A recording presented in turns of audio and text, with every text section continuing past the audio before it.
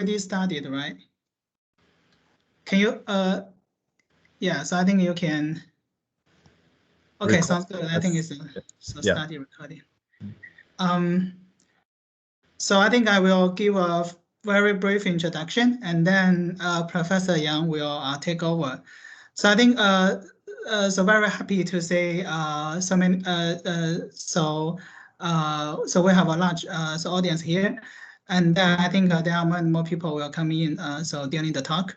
So this summer we are going to host a special Vision and Language Summer talk series. And our first speaker is Professor Yezhou Yang from Arizona University. So before Yezhou joined the ASU, he was a postdoctoral research associate at the Computer Vision Lab and the Perception and Robotics Lab at the University of Maryland. And then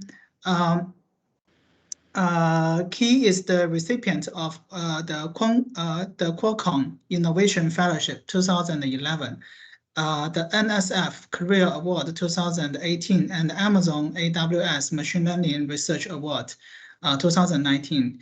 He received the PhD from University of Maryland at College Park, and also a bachelor degree from Zhejiang University, China. His research interests mainly lies in computer vision, cognitive robotics, and also robot vision. And I think during the talk, he will also introduce his recent work in more detail. So I think so that's all. So let's welcome Professor Yang for the talk. And I think so Yezhou, you can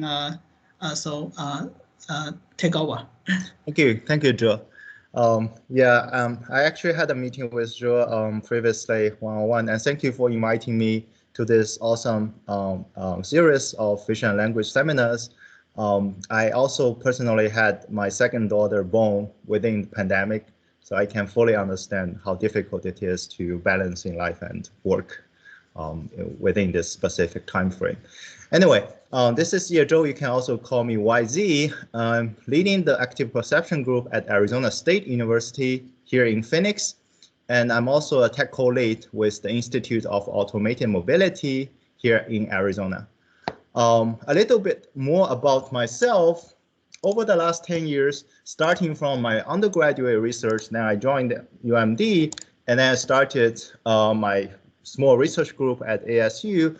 The fundamental research topic is still visual recognition. This is by saying I'm academically trained in computer vision, but the application domain that we're attending to is in robotic space, such as robotic home assistant, as well as automated vehicles after I got myself affiliated with the Institute of Automated Mobility at Arizona. Between these two fields is what I would like to argue that lies the main research interest. We call it visual recognition beyond appearances. Now you may wonder, what does it mean by visual recognition beyond appearances? Many of you guys, if you were familiar with classic vision problems, as I'm showing here a few examples, such as stereo matching, optical flow, or SLAM, one thing that previous classic approach that they are working is because you can impose clear physical constraints into the modeling, such as epipolar constraint in stereo matching, normal flow constraint in optical flow, or loop closure constraint in SLAM. Starting from 2000, from ImageNet, and then later image captioning, VQA, the field delving into the space called semantic vision. And the challenge about semantic vision is all these constraints at semantic space are not so clear or lacks mathematical formation. I'll give you guys a few examples. First of all, many of you guys probably are familiar with image captioning task. If I give you this image and asking you to talk about or describe this image, you may say, okay, it looks like a duck or a rabbit. But if I put the context in one of it, you immediately realize it's a duck, and I just switch the context. Now it becomes a rabbit.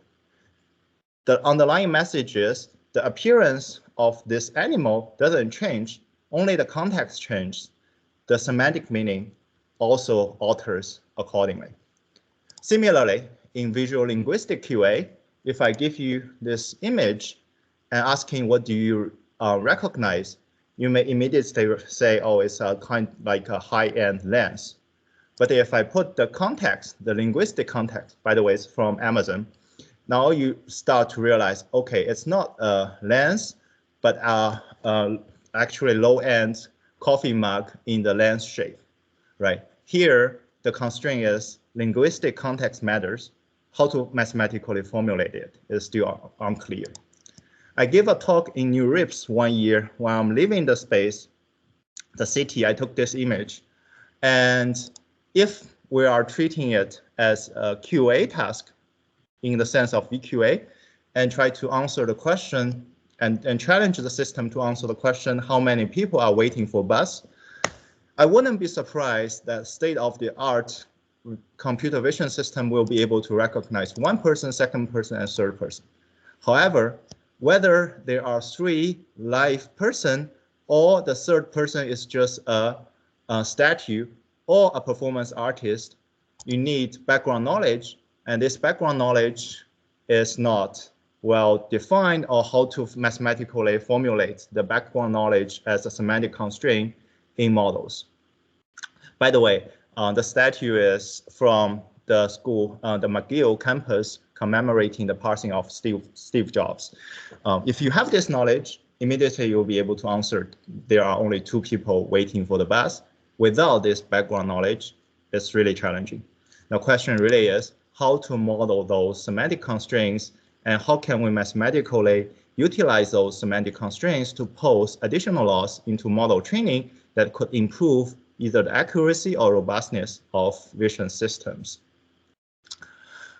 As it being said, in our group, we're also looking at the challenges that we can use those semantic vision insights to help low-level vision, such as navigation, or utilize the low-level vision signals, such as depth estimation from single image, to improve high-level semantic vision tasks, such as GQA, which involves spatial reasoning.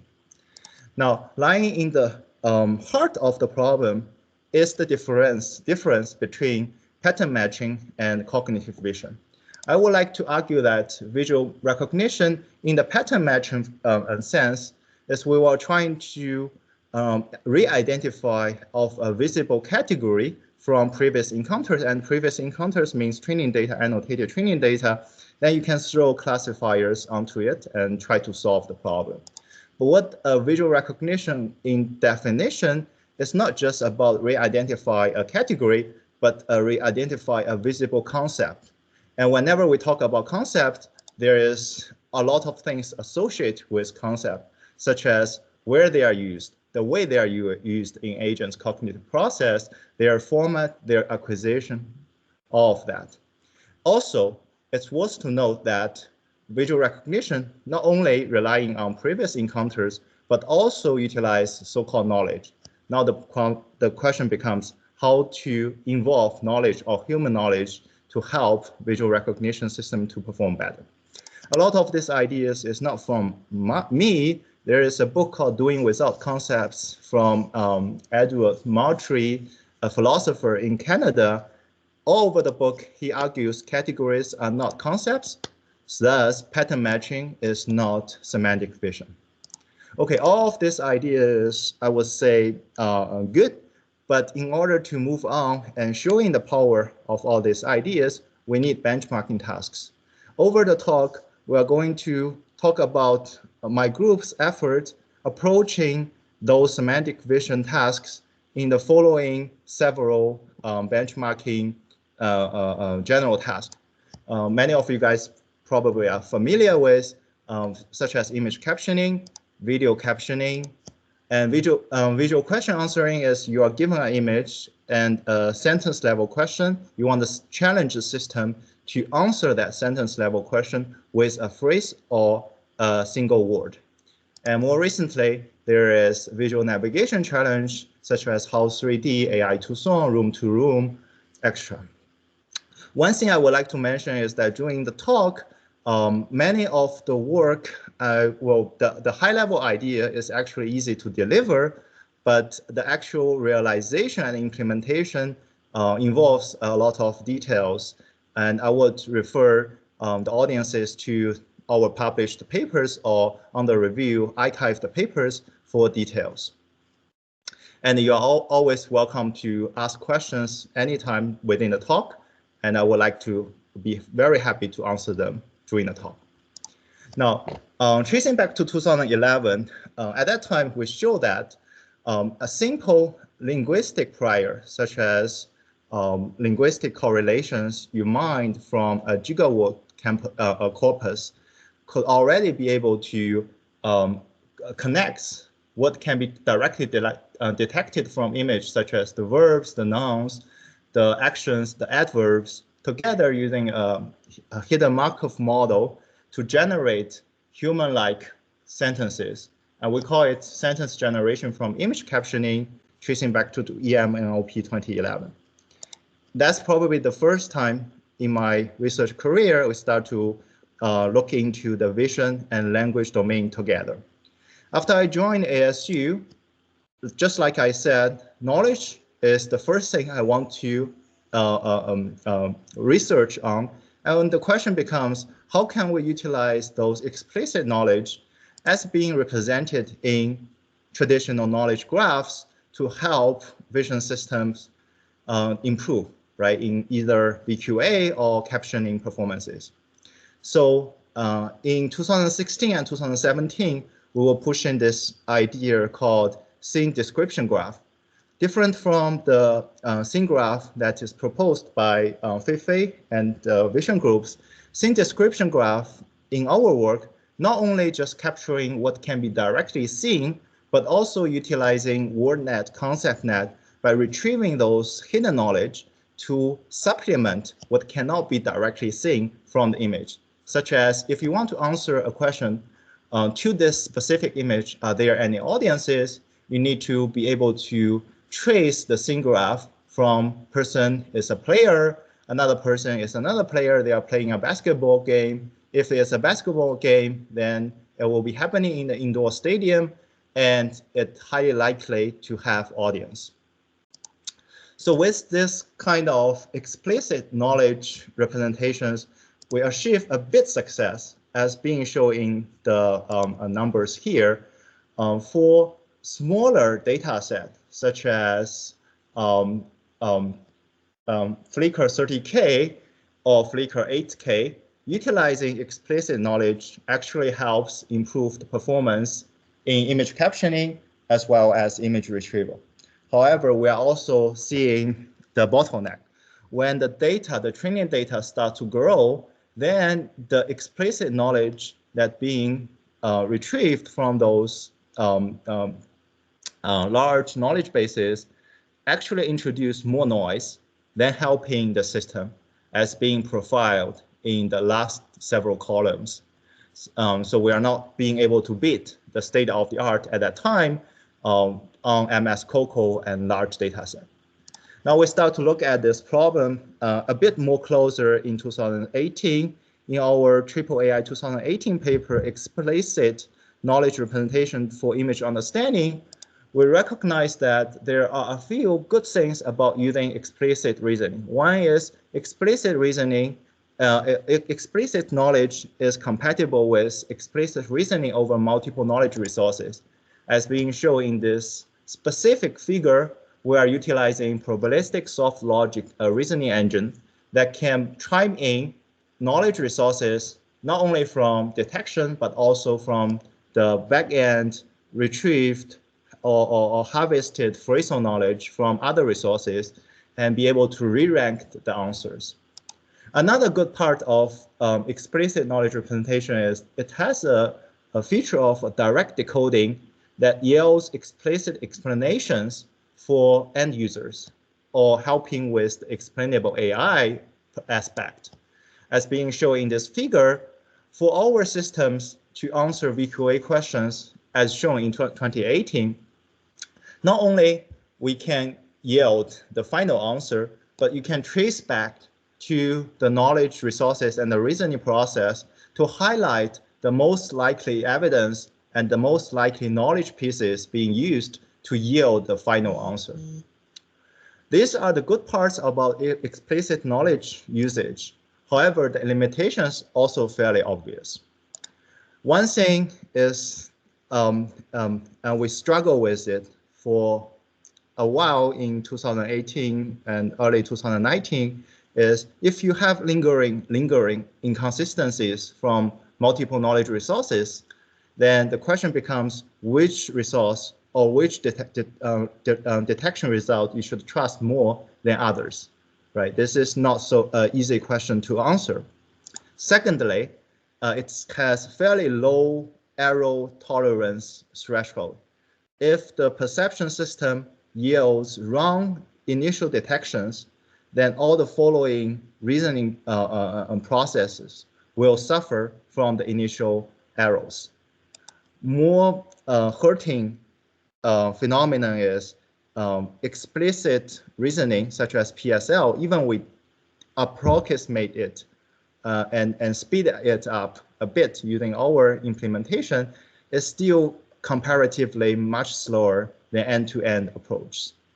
These are being reflected in our experiments on VQA dataset clearly, as well as shown in the table. For certain categories of the questions using PSL and checking the explicit knowledge, we achieve a bit better performance, but for the remaining categories, the performance is either lacking or significantly hurt. And this Professor Yang, may I ask you a question? Yeah, please. So here you mentioned about knowledge representation, how you have a knowledge net. And this knowledge net is general or is specific towards the visual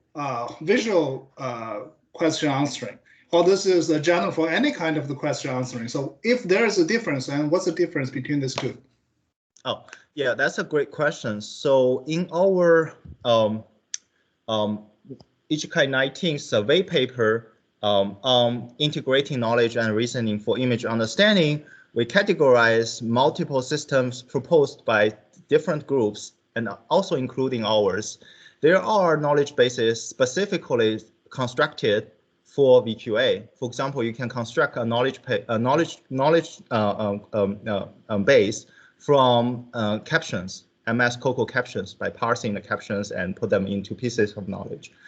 Our approach is not just limited to the specific knowledge base. We are also utilizing that as a seed to retrieve relevant knowledge from WordNet, ConceptNet, and WordNet and ConceptNet. They are general knowledge bases. That's a great question. Actually, I'm going to tell about the struggles that we are facing, and these struggles are actually being categorized and discussed in our survey paper in Ichikai 19, and many of them are being listed. We can have an in-depth discussion on that maybe later. Thank you. Yeah. No, that's around early 2019, and we see a significant headwind using explicit knowledge. That's the time I start to ask myself, and our students start to discuss, can we instead utilize human knowledge rather than distill the knowledge into the system or integrate the knowledge into the system explicitly? Can we utilize the human knowledge to challenge the existing SOTA models? That's the time we start to play with the state-of-the-art VQA models and utilize human knowledge to come up with adversarial samples that can challenge the system and to see if the system can still perform well. If not, then we got a point to improve. This is the time we tested. Let's say in this specific example, you have this image, and then you ask the system, is the plate green? The answer is confidently yes. And you may, as an observer, and or in a sense of Turing test, you may have this feeling the system is intelligent. However, for human beings, one specific and actually early day capability that we acquire is we'll be able to answer negated question by negating the answer, right? So if you ask, is the plate not green? Following the common sense, the answer should be no. However, at least at that time, we observe the SOTA models struggles to show such kind of capabilities. With this observation, we start to answer, and this observation basically is not only negation, such as conjunction, disjunction, all of them will challenge the SOTA models trained on large data. And the research hypothesis we were raising at that time is, can we do explicit knowledge distillation with data reengineering in order to improve VQA robustness? And that leads to the following first work I would like to introduce. We call it VQA LOL. Many of you guys are familiar with this work. Again, a lot of the part that I talk about today will be high-level ideas. The actual implementation lies in the actual papers. So the idea is actually fairly straightforward, right? So if you know multiple questions and their ground truth answers, then following logical compositions, you'll be able to infer the actual answer of that question as well. Then following this template-based concatenations of questions, you'll be able to enlarge the training data of the QA system. This insight is straightforward as well as our implementation. So instead of going through or parsing the sentences, we start with just combining those sentences or the questions. Here we are showing those 10 propositional formulae we used to generate logically composed questions. And this newly composed question answer pairs, we call it VQA compose. Another observation we got is many of the annotations from MS COCO dataset. And fortunately, VQA also is being established using MS COCO data. Thus, we got the privilege to use the annotations from MS COCO to even generate more QA samples. And combining these two, we can create an even larger set called VQA supplement. So both of them, you can call it data augmentation, or you can call it semantic data augmentation. The implementation is actually fairly straightforward. Now, remember, at the very beginning, I was talking about how to design semantic constraints or regularizations that can help leverage the data reengineering results. In this specific work, we introduce a new loss called Fertret inequality loss. And this loss is nothing but a bound that you can introduce that bounds the probability of two arguments that is logically connected with their individual probabilities. And by introducing this loss into our system, we can further regularize the training of the system, just like in classic vision tasks that we are imposing physical constraints. Here, we are imposing semantic constraints, and this semantic constraints is inspired by logical connections, and logical connections is inspired by human common sense knowledge. And in this specific work, we just did that and put that into our final training. We observe our LOL model under the lens of logic not only maintains high performance in the original VQA test set, but also maintains good performance on VQA compose and VQA supplement. We did a whole set of ablation studies, but the gist of the performance is only showing in this specific table. We are showing that not only our LOL model not suffering or dropping the performance on VQA test, standard test a lot, but at the same time maintaining or achieving comparable to standard test set performance on VQA compose, which is logically composing questions, and VQA supplement.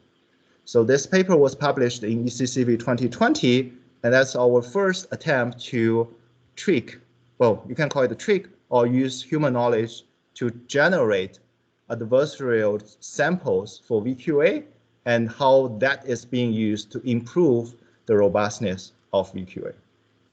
With this success, we start to say— Professor Yang, I have a question about your previous work here. Yeah, please. So here it seems you through the new laws, you encode the logic. Basically, you let the neural network to learn those logic maths, and it's a nonlinear function. So you use this loss and let the network learn this logic nonlinear functions. And this part it's so cool, and I understand. I can kind of understand, but there's one thing I don't understand is why you add this new logic into the learning and just for the basic VQA get improved. Oh, you mean the— Yeah, the first line. So VQA got improved. I can understand a VQA compose, a VQA supplement because this new logic has add to the network. And but how come the basic VQA got improved? Actually, the basic VQA we are aware, maybe I didn't say it clearly. On VQA standard, our performance is slightly lower. LOL is lower than the SOTA. Okay. And like this is actually follows your logic, right? So with the additional data and the concerning for logical connections introduced into the laws, definitely cause there is a distribution shift, right? The training data essentially got introduced with much more challenging and data from a different distribution. Then on the same distribution testing data, the performance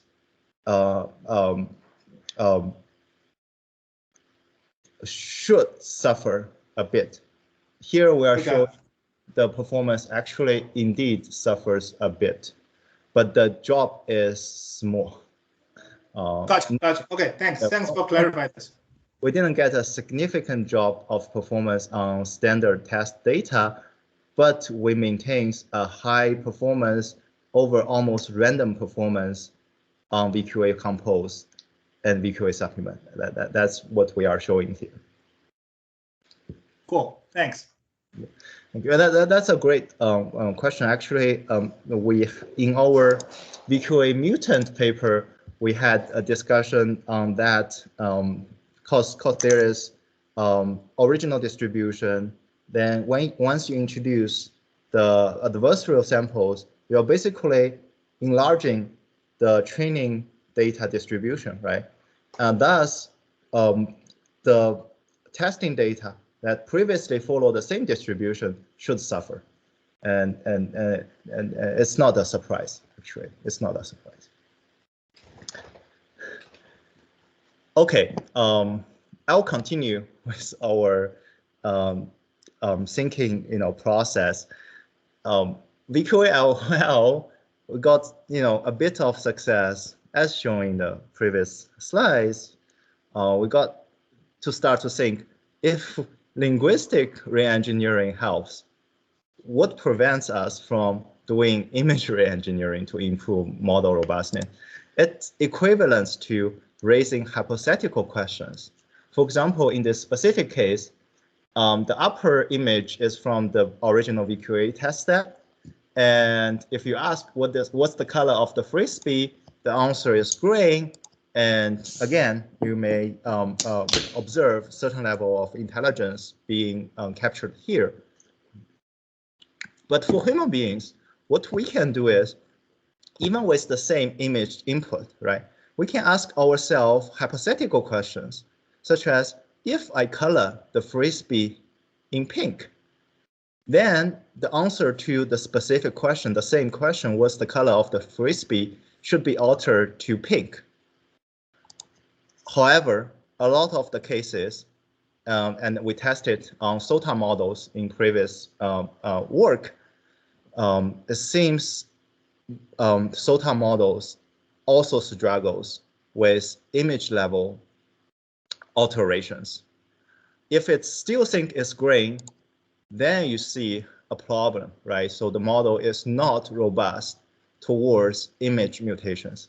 Actually, this idea is not, originates in the VQA-CP data set, where essentially saying the spurious language bias is dictating the inference of the VQA models, and a lot of times the VQA model ignores the image input, or in other words, the image input has a lower role, significantly lower influence in VQA models compared to the question itself.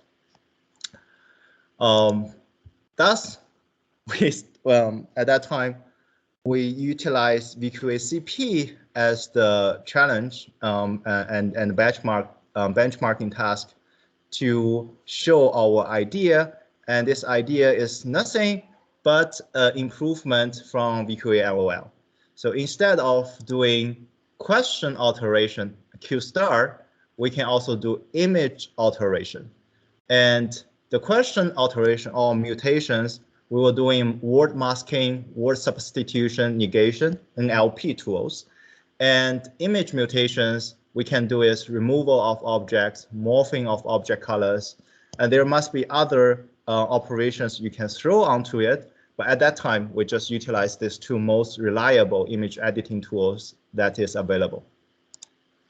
For image mutations, here are a few examples.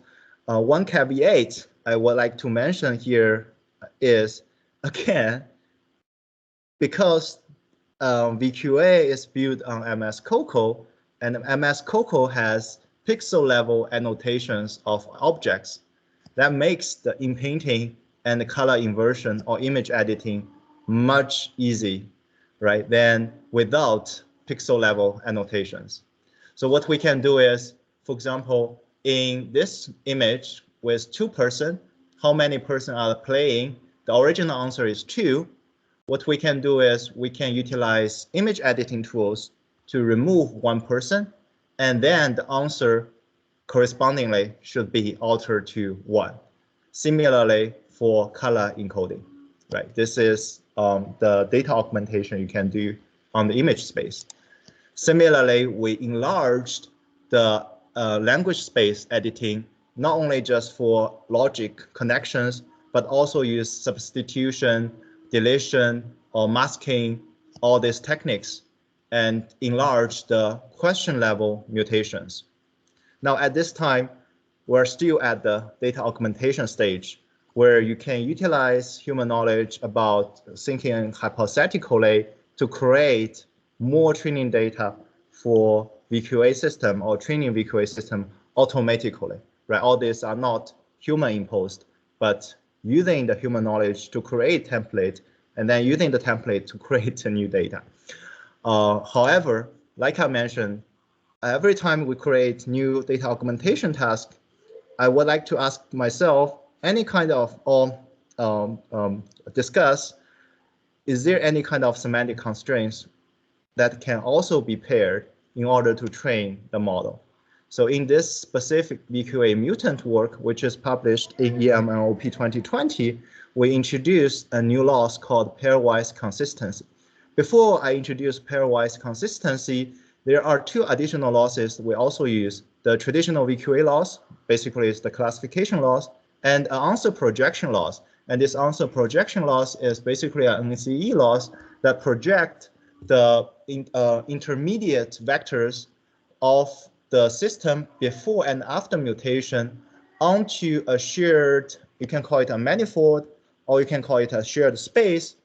With this shared space being established, we can design and define distances, and the distance between predictions for mutant samples and original sample should be consistent with the distance between true answers for mutant and original sample, right? So following this insight, we introduced a 3rd loss called pairwise consistency in VQA mutant. I'm showing an example here. Before the editing, there are 3 shifts. After the editing, there's 0 shifts. Then the embedded vector on the shared space, the distance between ZA prediction and Z mutated A prediction should be maintained between ZA ground truth and Z mutated ground truth. And that is being introduced and injected into our model training for the VQA system. And then we observe our model actually improving in the VQA CP test set and also VQA V2 validation set. Again, following Zhe's insight, right? With additional data, the performance on VQA V2 standard validation set suffers a bit. However, we see a significant improvement in VQA CP test, which has changed prior, which means the distribution is out from the original training data. This distribution change actually is intentionally composed by the VQA CP challenge. And notably, the difference between VQA CP V2 test performance and the VQA V2 standard test validation performance is significant dropped, right? Our model has a much smaller gap between the validation, which is the standard validation, and the test, which is out of the distribution, indicating that our model can handle out of distribution test samples better than previous models. Hi, Professor Yang, may I ask you a question? Yeah, please. Could you move to the one slide before? Here? Yeah, here. So here you mutate the part that's related to the results. Mm-hmm. So for example, if you mutate the part, have you tried mutate the part not related to the results? And for example, you change the color of that kid's clothes, and in that sense, and you still have a distance, and you're trying to ignore that distance because your results Z GT is almost the same, right? Yeah. So that's a good. Yeah. So I'm trying to understand.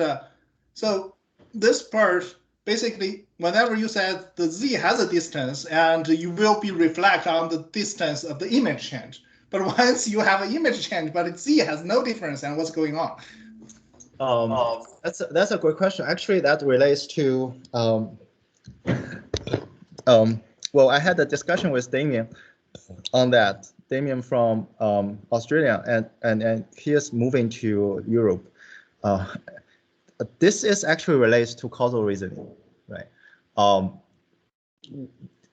By mutating the parts that not directly relating to the answer, you can essentially,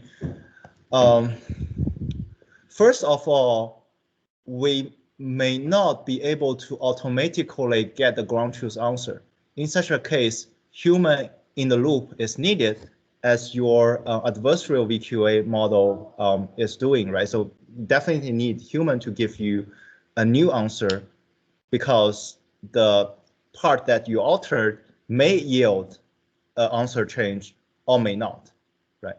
Second is that essentially delves into which part of the visual input actually is the cause of the answer change. For example, I don't know whether this example is 100% relevant, but this is an interesting example, right? If a vehicle is red, if you see a red vehicle in an image, and the question is the vehicle fast?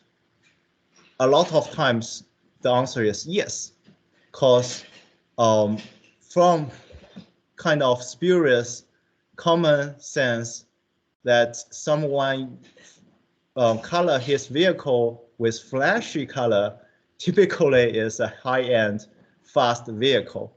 However, this is not the cause that the vehicle is actually fast. Right. The cause of the actually the vehicle is actually fast is the engine is powerful, but the engine is not directly being reflected in visual space. Right, that's the relationship, but not the causal relationship, right? Right. So we are looking into the space as well.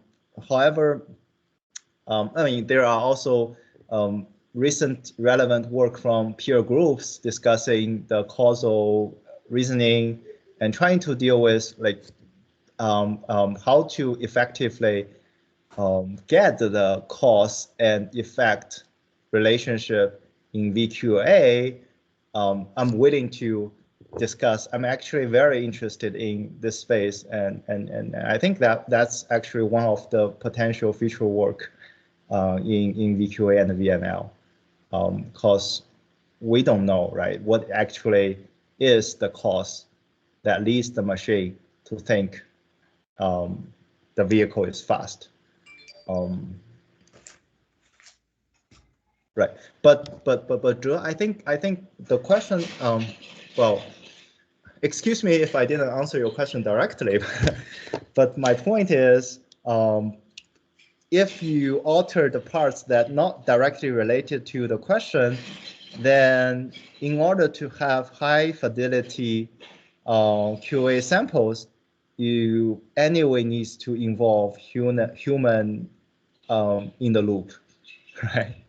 Yeah, because I'm thinking verify. I'm thinking for extreme case. Extreme case, you don't need to do the mutation as if you have infinity of the data, right? So, let's say you have another not a boy, a girl, and throw a pink frisbee, and that's another one, right? So, but you ask the same question, and you will focus on the frisbee rather than focus on the this boy or the other girl. So, so consider the background is almost the same. But in that sense, if you use the real data, and you have many things are different, but the answer probably just related only one part. So in that sense, I'm trying to understand if your mutation, even for in that case, you have enough data, can be a good supervision, and for model to learn a more accurate localization. And so I'm just wondering if this has such a function, has this meaning? I think the answer is could be, but I'm not 100% sure in this case. We should discuss more on this one. And I think it's interesting, right? So essentially you're asking whether doing the data mutation can help train the model to focus on the right part of the image. Yeah, and my gut feeling is it relates to causal reasoning. Cool. That's my gut feeling. Yeah. Thanks. Thank you. Oh, for the sake of time, I don't think I have time to talk about robotic work today. But since most of the interest in VQA robustness, I'll just finish the part we talk about VQA robustness, and the other work we can always offline discuss them. The performance is actually not a surprise, right? So introducing new augmented data automatically, introducing the new training laws, following the semantic constraint, our generalization capability from VQA, the changing prior data set got improved as being shown in this specific paper. We also did ablation studies showing that not only image mutation, question mutation, and using both mutations step by step, they improve the performance. I'll skip this. And well, one last work that I could introduce that relevant to VQ semantic constraint. By the way, I would like to acknowledge before our work, there are also very recent work in image classification that carefully designed input manipulations can benefit the model generalization. And also there are work that dealing with different aspects of robustness in VQA, such as distributional shift is VQA-CP. There is also robustness with respect to sub-questions, entailed questions, implied questions, rephrased questions. I always mention your work that's summarizing all the robustness issue in vision and language pre-trained models, and more recently, the adversarial VQA dataset you guys are proposing. We're really looking forward to the release of the dataset, and we can test a variety of models on it as well. Thanks for providing the human annotated adversarial examples that makes it doable, right?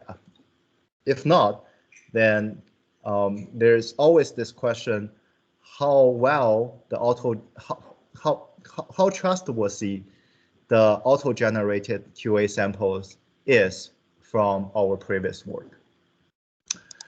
I would like to end today's talk. I'll skip this one. Basically, we're arguing that at higher level, even higher level, the cause, event, effect attribute a relationship could pose as a semantic constraint to improve captioning tasks. Thus, at the 2011, the image captioning is at the level the person is riding a bicycle on the street, only focusing on the fact. 2016, we start to look into the back end hidden entities that can be inferred from the image. And in 2020, we can generate captions such as: a man is playing a soccer game. He wants to know how to play soccer. Thus, he will cautiously dribble the ball, and the man is seen as enthusiastic, not only just describing what's happening right now, but its cause, effect, and its attribute. A more recent work that is currently under review, we're trying to argue that the effects and all these common sense events that related to the fact can also improve the actual factual caption of the videos, thus create a back and forth improvement of these two entities. I would also like to take this opportunities to introduce a few of our compiled challenge, although many of these challenges are with a limited number of samples, but many of them are actually interesting. One of the specific interesting challenge we posed is, we call it image riddle. Essentially, you are given 4 images, and the task is to come up with one open form word that connecting all those 4 images. In this specific case, the answer is 4, because it's 4 seasons, water falling, rain falling, and statue falling. In this specific work in UAI 2018, we compiled 3K such examples to test a model's capabilities to comprehend image, at the same time reason in the language space. A very recent data set we released called VLQA. Unlike other visual and language QA tasks proposed previously, in VLQA, we dictate that the question and answer needs to be able to comprehend both image and the piece of paragraph that is associated with the image. If you're only relying on the image or the paragraph solely, you shouldn't be able to answer the question as a human being. So it's much more challenging. You are essentially challenging the system to comprehend both image and text and align them. Talking about hypothetical actions, in NACL 2021, we present again a supplemented challenge beyond clever. We call it clever hype. Essentially, what we did is pair it with hypothetical actions with respect to the image, right? So paint the small green ball with a different color. Then you can pose hypothetical questions after the hypothetical action and test the system whether they can combine those hypothetical actions, apply onto the image, and still be able to answer the hypothetical questions. Again, the questions will be answered combining the original image and the hypothetical action. One teaser I would like to mention is to appear ACL 2021 work. We also looking into the evaluation of captioning, decomposing the captioning evaluation into multiple subspace. Here we call it SMURF. SMURF is a combination of evaluation matrix, not only looking at the semantic correctness, but also the style correctness of captioning systems. And at the system level, we're showing that our SMURF matrix aligns better with human judgments in captioning evaluation. As we all agree, semantic vision tasks, not only the constraint is hard to model, evaluation is always a challenge because the ground truth is not always unique. It's actually for each image you can caption it in multiple styles, and also the correctness of those ground truths, and how to compare the actual caption to the ground truth is challenging. Anyway, this is I would argue an interesting perspective to look at the evaluation of image captioning as well as video captioning. Well, moving forward, I think, there's huge amount of video data, huge amount of language data. There are correlations between them. For example, some of the language data is describing the product on the web, and there are typically certain kind of output. In VQA space, the output is the answer. In other tasks, the output could be actions, and in other space. Now, what essentially we show in LOL and mutant and all the other continuation of our work is that we can pose automatic functions such as F here, or automatic functions that operate in language space such as G, to create a new set of correspondence between this data. And this new set of correspondence can also guide to generate automatically the new answer or the output. In such a sense, well, hypothetically, we are training a new AI using previous trained AIs, right? F is a CV function such as image editing, image generation, extra, and G is an NLP function such as semantic parsing, semantic preserving alterations, semantic reverting alterations. All these are AI tools, and we are using AI tools to generate new data to train another AI tools. And even thinking more further, whether we can train the ultimate VNL models, well, either ultimate or better, by bootstrapping. You can use one VNL task such as captioning to generate caption, and this caption can be altered into QA to train a VQA model, a better VQA model. And this better VQA model will be able to generate new pairs of Q&A that can be translated into caption to train next round of caption model. And in a bootstrapping way, they help each other to improve. And we actually investigated this idea briefly in our ACL finding paper, which will be appearing in 2021 ACL as well.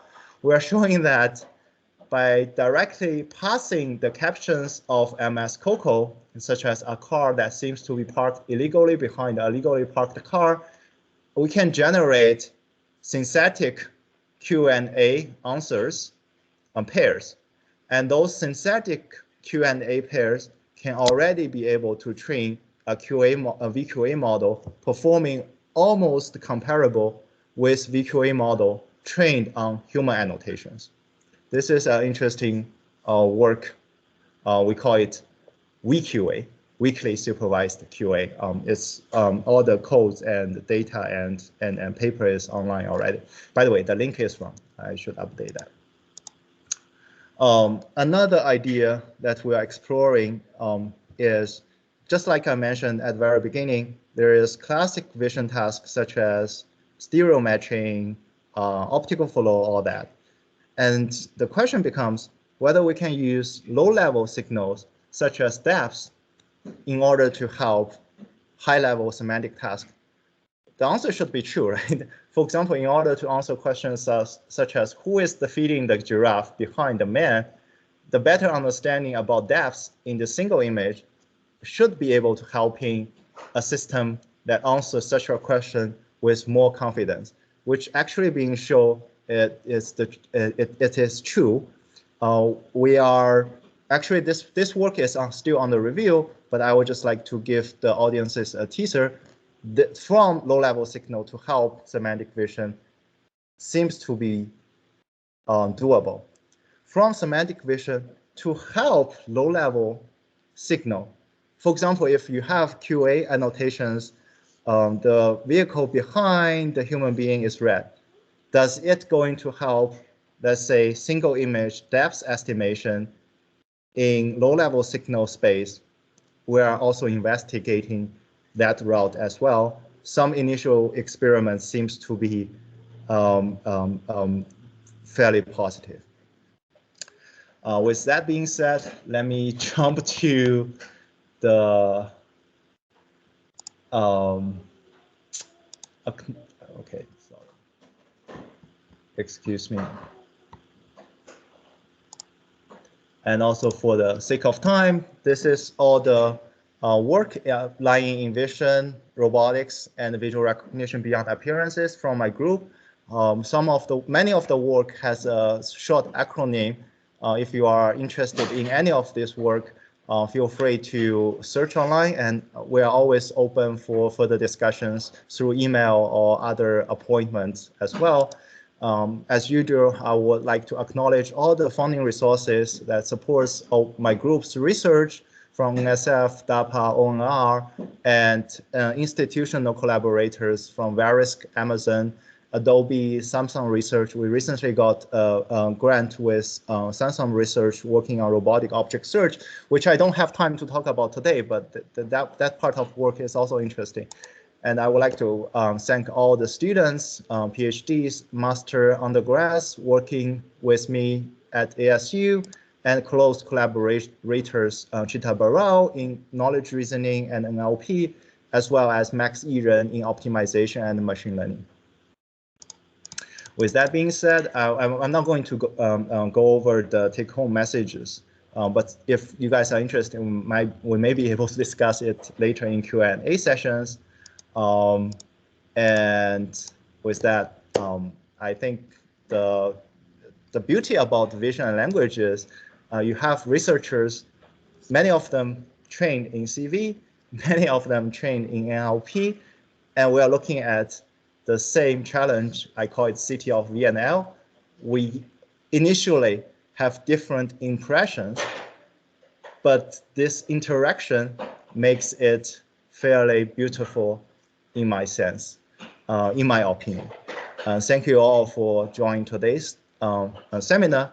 And since we are all working from home, I'm also open for Zoom chat or email correspondence, and also maybe interacting on Twitter as well. Thank you all. Thank you. Thank you, Yazo. So it's great talk. Any questions? I mean, so although we are 5 on time, so maybe we can still have 1 or 2 questions if anyone has. Yeah, sorry, I wasn't expecting the talk will go that long. And anyway, time management in virtual talks is always challenging.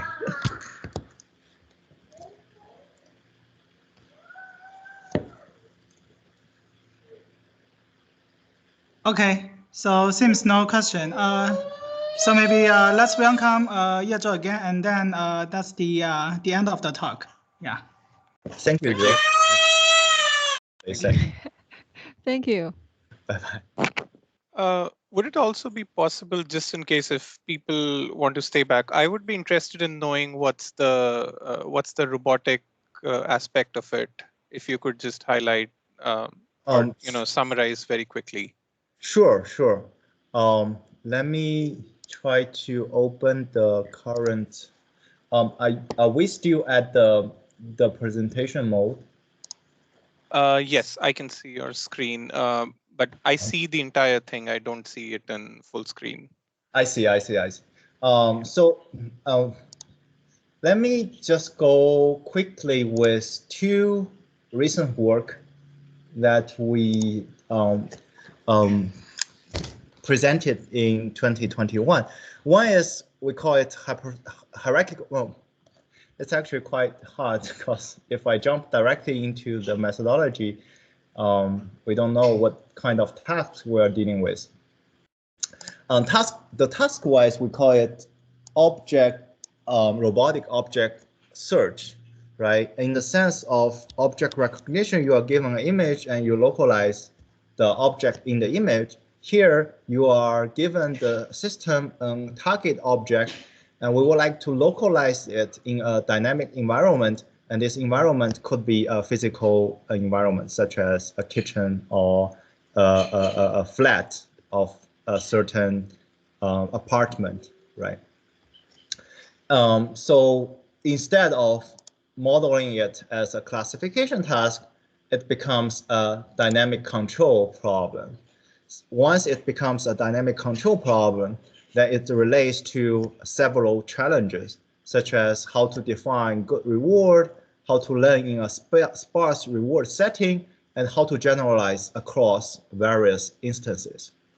So among all this, we have recent work dealing with all different aspects, but to highlighting what's been happening, I would like to refer the attention to this specific slide.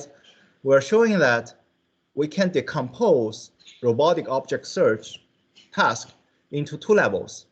The high-level network or the controller is only suggesting what kind of sub-goal the agent needs to find at the current timestamp. And the low-level network takes in the sub-goal and then yield actual control signals to drive the robot to find the object. In such a way, we can decompose, let's say, a complicated current task, such as finding the TV, into finding sub-goals, and along the way, decompose them into several steps, and along the way, approaching table, approaching sofa, and finally approaching TV. Another observation, and also fairly intuitive, is we can train our low-level network to terminate early if a more reasonable sub-goal appeared at certain time point that yields a better navigation performance on finding the objects.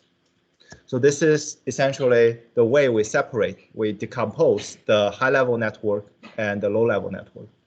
Now, with that being said, in our CVPR 2021 work, we are showing that, all right, since the high-level controller is only dealing with semantic labels, then during the training, what we can do is we can create relationships at the semantic space. And the relationships in the semantic space basically could be linked back to VNL research, right? Vision and language research is dealing with the terminologies in semantic space, and the semantic modeling, here we call it goal relationship graph, essentially could guide the model to generalize to unseen environment and to generalize to unseen goal objects better. Yes, in short, this is our work along bridging robotic object search with semantic vision tools. Right. Thank you. This was helpful. Let me try to see, because I cannot be able to seem to be able to go back to the Microsoft Teams window. Oh, yeah, here. because I think because I think they so you still have another 2-on-1 session. Maybe we need to end this talk and then you go to the 1-on-1 session. Okay, thank you, Zhe. Yeah, and the remaining audiences, if you guys are interested in our robotic work, I will be happy to answer any questions through email or other scheduled Zoom chat. Thank you, Zhe, again. Yeah, sure. Thank you. Thank you. Bye. Thank you. Thank you. Bye. Bye.